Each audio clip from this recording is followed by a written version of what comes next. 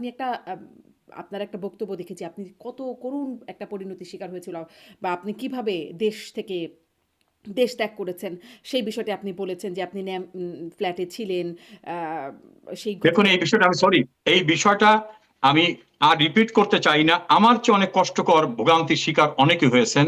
কাজে আমার চেয়ে কষ্টকর জায়গাটা হলো বাঙালি জাতির সমস্ত অর্জনের সূতিকাগার বঙ্গবন্ধু ভবন, সেটাকে যখন নির্মমভাবে ভেঙে ফেলে চুরমার করে দেওয়া হয়। আমি যখন দেখি, গত পরশুদিন দেখলাম কিশোরগঞ্জে ছাত্রলীগের অ্যাসিস্ট্যান্ট সেক্রেটারিকে ধরে ইলেকট্রিক শক দেওয়া হচ্ছে। আমি তো ওই রকম টর্চার হইনি। হুম। ফলে আমার উপর থেকে যেটা গেছে, এর চেয়ে নির্মমতার শিকার আরো অনেক হয়েছে। সেই জন্য আমি মনে করি বাংলাদেশটায় মুক্তিযুদ্ধের পরাজিত শক্তিরা প্রতিশোধ নেওয়ার জন্য হুম। বিভিন্নভাবে দেশে দেশের বাইরে, ওই যে ডক্টর ইউনুস ক্লিন্টন ফাউন্ডেশন গিয়ে বলছেন যে মেটিকুলাস ডিজাইন করে আমরা এটা করেছি, নাথিং ওয়াজ হ্যাপেন্ড সাডেনলি। আবার তার দুইজন নাহিদ এবং আহ, আসিফ মাহমুদ সজীব ভুইয়া তারা বলতেছে যে আমাদেরকে ডিপ স্টেট আমাদেরকে এইভাবে দিয়েছে। তাদের উল্লেখযোগ্য নেতারা বলতেছেন যে আমরা পুলিশকে হত্যা করেছি, আমরা বিটিভি ভবন পুড়িয়েছি। অর্থাৎ যত অপরাধ করা হয়েছে, ছাত্র শিবিরের সাবেক প্রেসিডেন্ট বলছেন যে আমাদের টার্গেট ছিল শেখ হাসিনা। কাজে টোটালি যে একটা মেটিকুলাস ডিজাইনে একটা মুক্তিযুদ্ধের সরকার বা একটা গণতান্ত্রিক প্রক্রিয়াকে ধ্বংস করার চেষ্টা ছিল, আমি হয়তো একজন ক্ষুদ্র ব্যক্তি, আমিও তার শিকার হয়েছি। এর বাইরে এটা নিয়ে আর আমি কিছু বলতে চাই না। জি, আপনিও স্বীকার হয়েছেন। আমি আসলে ওই প্রক্রিয়াটা আবার নতুন করে শুনতে চাই না। কিন্তু আমি এটা প্রশ্ন করছিলাম যে আপনি ওই বক্তব্যের মধ্যে বলছিলেন যে তখন আসলে উপজেলা ছাত্রলীগ সভাপতি তাপস চৌধুরী তিনি আসলে আপনার কাছ থেকে ১২ কোটি টাকা দাবি করেছিলেন। আপনি আমি এই বিষয়টা নিয়ে আলোচনা করতে চাচ্ছি না, আচ্ছা, আচ্ছা। যে ওকে। অনেকগুলো অধ্যায় গেছে যে বিষয়টা, আর আমি এটা নিয়ে আলোচনায় নিয়ে আসতে চাই জি, না। ঠিক আছে। আপনি যদি এটা নিয়ে আলোচনা না করতে চান তাহলে আমি এর দিকে যাব না। আপনারা তো আসলে খুব টাকা পয়সা নিয়ে যেতে পারেন নাই সেটা আমরা জানি। এখন আপনারা আসলে কিভাবে আপনাদের অবস্থানটা কিভাবে বা ধরুন, আমার নিজের কথাটা আমি বলি। আমি ফরেন লয়ার হিসাবে সলিসিটর রেগুলেটরি অথরিটির সঙ্গে রেজিস্টার্ড। আমি ব্যারিস্টার। আমি এদেশে লিগালি ল প্রফেশনের সঙ্গে সম্পৃক্ত।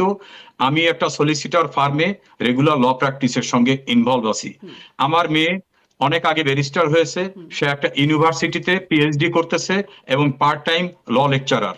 ফলে এবং আমার বন্ধু বান্ধব আত্মীয় স্বজনের সহযোগিতা আছে। আমি একেবারে পিওরলি প্রফেশনাল হিসাবে এখানে কোনোভাবে টিকে থাকা, একেবারে ন্যূনতম যে চাহিদাটা, সেই চাহিদাটা অর্জন করে সাহায্য সহযোগিতা নিয়ে আমি টিকে আছি। এটাই আমার অবস্থান। আর বাকি নেতাকর্মীরা যারা আছেন তাদের বিষয়ে জানেন? মানে লন্ডনে অনেক আমি নেতারা আছেন। অনেকেই জানি দুরবস্থা আছে। ধরেন, আমি একটা অড জব করেছি। I don't want to explain here. আমার এই লাইফে এসে আমাকে অড জব করতে হচ্ছে। আমি অনেককে জানি। হুম, আমি একজন সচিবকে জানি, অত্যন্ত মেধাবী সচিব। তিনি একটা গ্রোসারি শপে কর্মচারীর কাজ করতেছেন। অনেকেই কিন্তু বাইরে যা দেখা যায়, একটা বিয়ের অনুষ্ঠানে গেলে বলে এই যে মন্ত্রী, এই যে এমপি এখানে আসছে।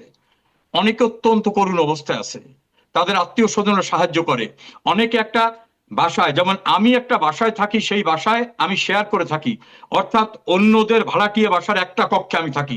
আমার বলতে লজ্জা নাই, হুম। কারণ একটা বাসা ভাড়া নেওয়ার মতো অবস্থা আমার নাই, এবং আমি লন্ডন থেকে অনেক দূরে থাকি।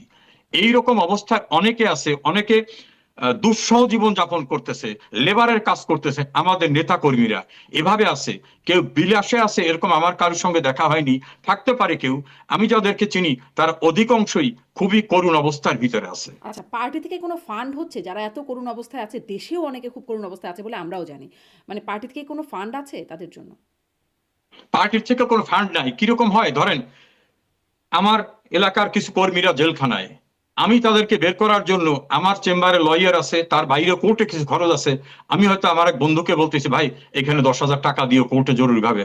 আর একজনের বলছে, ভাই তুমি 20,000 টাকা দাও, আমাদের ওই কর্মীদের অন্তত 10 জনাকে 500 করে টাকা দিতে পারে যাতে।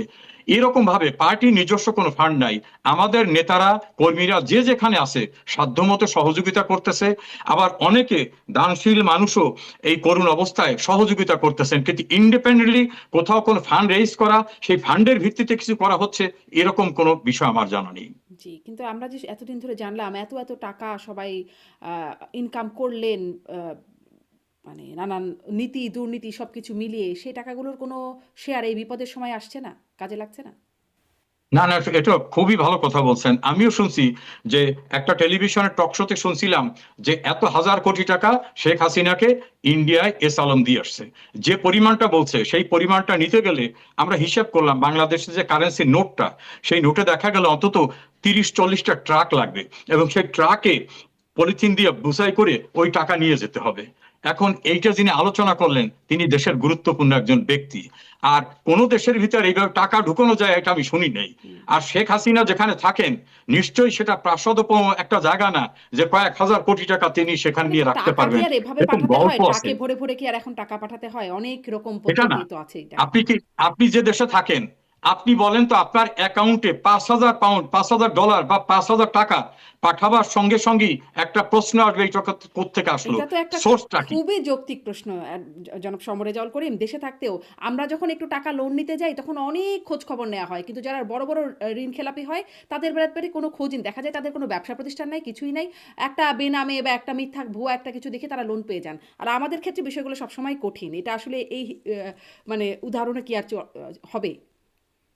দেখেন, হাজার হাজার কোটি টাকা দেশের বাইরে নিয়ে গেছে, এইটা ইউনূস বলছে যে সব তুলে ফেলবো এবং এমন ব্যবস্থা করব যে দৃষ্টান্ত হয়ে যাবে।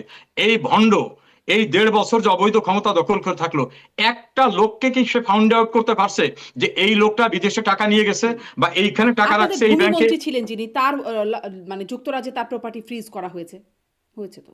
আপনি আপনি এই বিষয়টা সম্পর্কে জানেন কিনা আমি একটু এক্সারসাইজ করেছি। আচ্ছা। আপনি কি জানেন তাদের পারিবারিক বিজনেস এই দেশে বিভোর লিবারেশন ওয়ার থেকে হুম।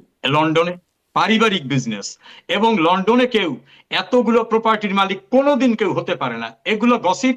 ওই যে কালের কণ্ঠ কদিন আগে নিউজ তাহলে কি করছে যেটা ফ্রিজ হয় আজকে নাই? যেটা মানে করছে। কথাটা কি, বিষয়টা কি? তার যে সম্পত্তিগুলো নাকি ফ্রিজ করা হয়েছে, এটা কি হয় নাই?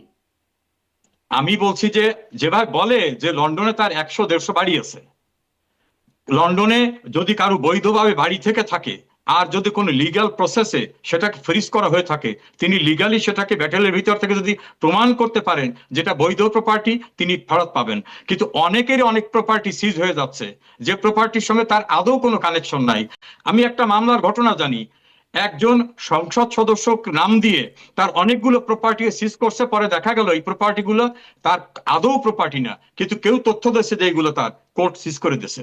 আমি এই যে ভূমিমন্ত্রীর পারিবারিক ঐতিহ্য উত্তরাধিকার বিজনেস অনেক পূর্বে যেভাবে বলা হয়েছে সে বিদেশে এত কোটি কোটি টাকা এনে 150, 200, 300 বাড়ি করছেন, এই ইংল্যান্ডে বা আমেরিকায় এইভাবে বাড়ি করা আদৌ সম্ভব না। তবে যেসব প্রপার্টির কোম্পানির ভিতর তার নাম আছে বা শেয়ার হোল্ডার আছে, সেই কোম্পানিকে যদি সিজ করে থাকে লিগ্যাল প্রসেসে, সেটা অবশ্যই হতে পারে, কিন্তু যেভাবে গল্প সাজানো হয়েছে এটা সম্পূর্ণরূপে অসত্য। বিফোর লিবারেশন ওয়ার তাদের বাইরে, দেশের বাইরে বিজনেস রয়েছে। জি, সেটি সেটি মোটামুটি জানা যে তারা আসলে পারিবারিক সূত্রেই অনেক ধনী বা সম্পত্তির মালিক। কিন্তু তারপরে মানে তার বাইরে যেটি নেওয়া হলো সেগুলোর গল্পটাও তো খানিকটা, সেটাও তো আবার অনেকটা শোনা। আপনি বলছেন গল্প, কিন্তু তারও একটা মানে একটা ডকুমেন্টারি দেখেছিলাম যেখানে তার নিজেরও কথোপকথন আছে যে কিভাবে তিনি আনছেন, সেই বিষয়গুলো খানিকটা উঠে আসছে। জি। আমি কিন্তু ওটাকে ওন করিনি, হুম, হুম, হুম। ডিজওন করিনি। আমি বলছি লিগালি যদি কোনো কিছু হয়ে থাকে ওয়ান থিং, যদি ইলিগাল কিছু হয়ে থাকে ডেফিনেটলি